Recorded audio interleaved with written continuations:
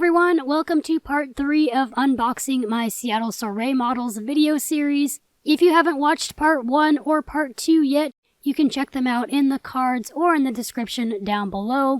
In those first 2 videos, I unboxed the models that I bought with my ticket, but in this video, I'll be unboxing the models that came with my mom's ticket.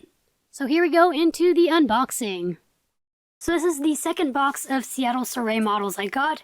These are technically the models that we got with my mom's ticket. Now, 2 of these models are different from the models I showed in the previous video. One of which I am very excited about because it is one that I'm absolutely going to keep.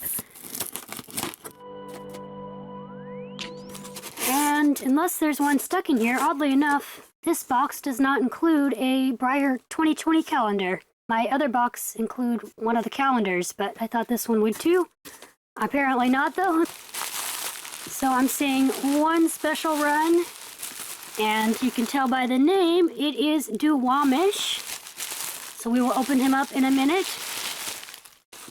The other special run is Nirvana. And then on the bottom is the event model Redmond and the little stablemate. Now, I did already open Puget and Redmond on my other video, but I do want to open them up and show them real quickly again on here, in case they have anything neat or interesting, variation-wise, or anything like that to show about them. So here is little Puget. He does have a little bit of stuff kind of in his gloss, unfortunately, just a tiny bit, and like a little tiny scratch there. Otherwise, he looks pretty good, though. No, like, major flaws or anything like that. Does have, like, a teeny tiny little black spot on his face there, I believe, too. But, you know, it's not too bad. So there is little Puget. If you guys want to see the 2 little Puget models compared, here is the one that I opened up in this video, and then here's the one from the previous video. They are pretty similar. Slight variation on their shading, but they don't have really anything too crazy to stand out about them, for them being different from each other or anything like that. And next, of course, is Redmond.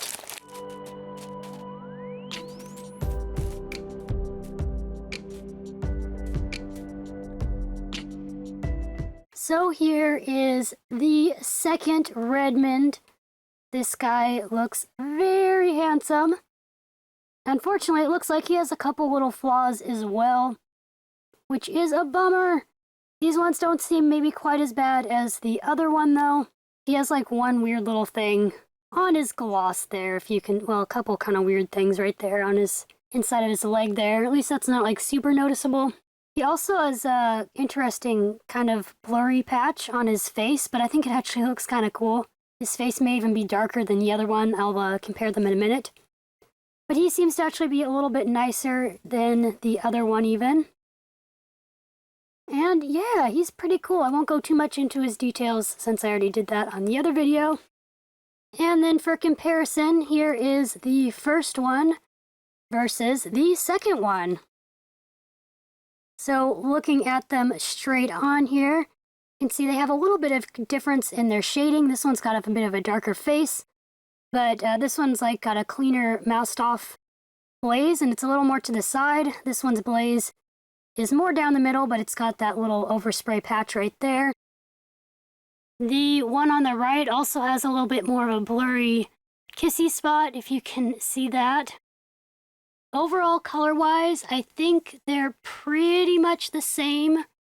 Obviously, they're going to have a little bit of variation, but I think for the most part, their color looks pretty much the same. Like one isn't significantly darker or lighter than the other. Sorry, it's a little difficult to show on camera here, but their colors do look pretty much the same. The really only difference I see is mostly in their faces. And then, of course, this guy unfortunately has a little bit of factory flaws going on his neck and stuff. Actually, from this angle, one looks a little bit more redder.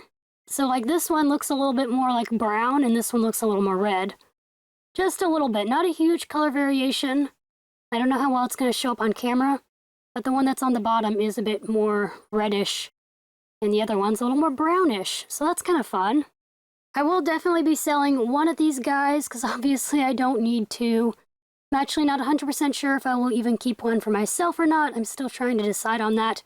This is a pretty model, so I don't know yet. I also don't know which of these two I would end up selling, so that's a whole nother debacle. I'm not selling any models as of this moment, as of this video, but any of the models that I do end up selling, I'll do Facebook, Instagram posts like that. That will give details on how and when and where and whatever they'll be for sale. But there is the second Redmond with the first Redmond. Now on to the special runs for the Seattle Soiree. Again, these two models are different from the ones that were in the previous videos. Let's go ahead and open up Nirvana first here.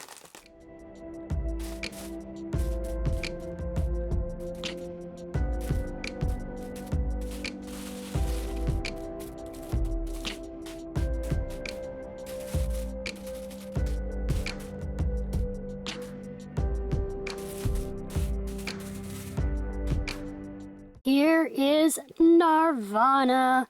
Now he is the only model that I'm 100% sure I am keeping, because there is something about this guy that I really love. Oddly enough, this particular guy has something weird going on with his finish. What is going on with these models and their flaws? He has like a very rough matte finish for some reason.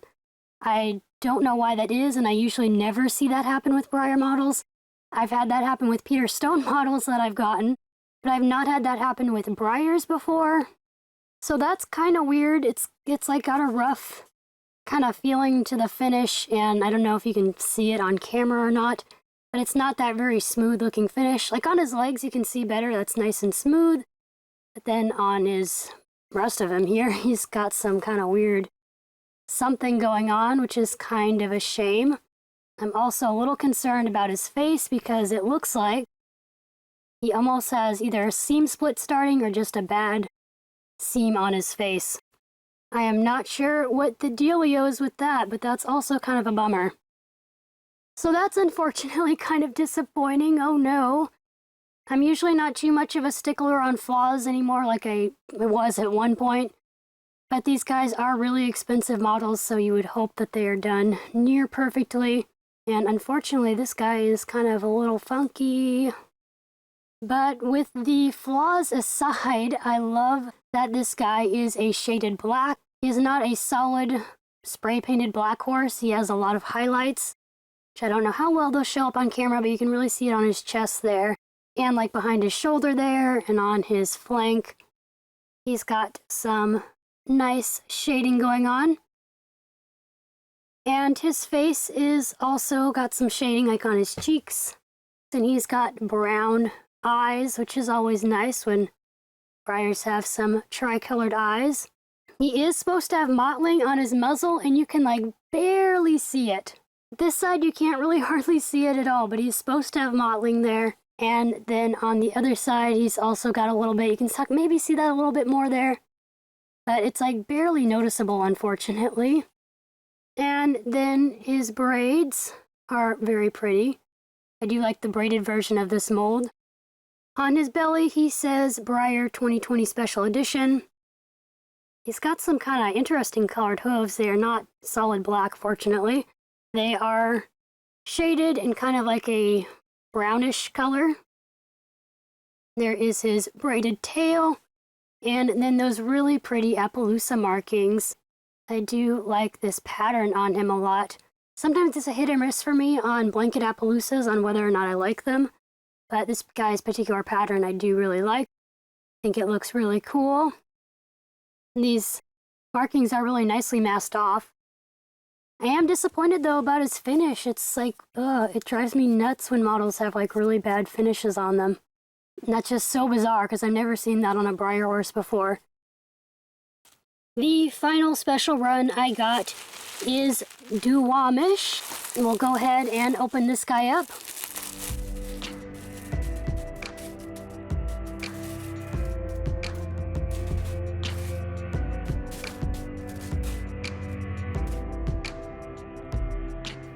So here is Duwamish. Now he is obviously gorgeous. My goodness, he is a pretty looking model. I also forgot to tell you guys the runs of these models, but I'll put them up on screen because I can't remember all of them off the top of my head right now. But this guy is a pretty limited one and a very desired one. He is gorgeous. Oh my goodness, I'm actually kind of liking him a little bit more than I thought I would almost. The only thing I'm not happy about is that he does not have dark shading on his back, because I love it when models have really dark shading on their backs. But that's a weird personal preference of mine. But I mean, he's still pretty enough. Like, he doesn't have a dorsal stripe, but he has a little bit of shading on his back. He's got these obviously very dramatic, awesome Overo markings. His masking on these look fantastic too. His belly is really cool. Look at his belly. I love his belly. Look at these cute little spots right here and all this jaggedy markings going on. It says Breyer 2020 Special Edition in silver. He's got pinking behind his forearms there, forelegs, forearms, four shoulders, I don't know. I'm tired right now, guys, I'm sorry. I love this marking going on in his back too here. It looks really cool. Like on his haunches, how it's a little marking and then the bigger markings there. Nice markings and everything. He is looking very lovely. I do love his two-toned mane. The white and the black. Very cool.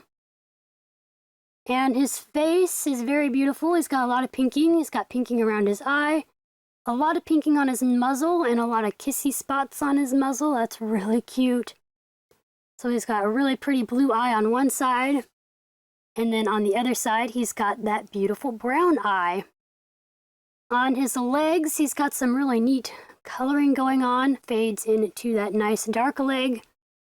His legs look really awesome. I like how his leg markings and stuff are looking. This back leg just looks really neat too.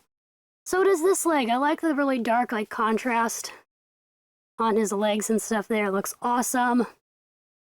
And then his forefront leg there is like pretty much mostly white. It's got a lot of cool markings though on this part of him too, like a little spot of color there. Really cool markings on his chest. I'm trying to show you them without hitting other things. But yeah, my goodness, he is a really cool looking model. So there you have Duwamish. Now he actually does look flawless. I don't see anything wrong with him on my first look here. Looks perfect, fantastic, my goodness. He is a gorgeous fellow. Okay, well now that I said that he's perfect, he does have a little bit of something on his muzzle there, just a tiny bit of paint and like a little hair in his finish. But I don't think I see anything else wrong with him. No, he looks pretty darn good otherwise. This is a lovely model, my goodness. So there is Duwamish for you, and he is beautiful. So there are the models I unboxed in the part 2 of this Seattle Soiree model unboxing video thing.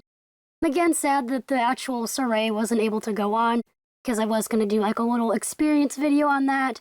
I was looking forward to all the event things that they were going to do for it and all of that fun stuff. But at least we got some really pretty models out of it. I am on the fence on some models of whether or not I'm going to keep them or not. I'm going to have to think about it a bit. But overall, they do look really lovely.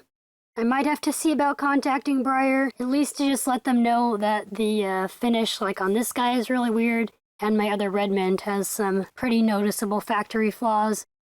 Besides that, there wasn't really anything crazy wrong with them or anything like that, fortunately. Let me know down in the comments below what you guys think about these models.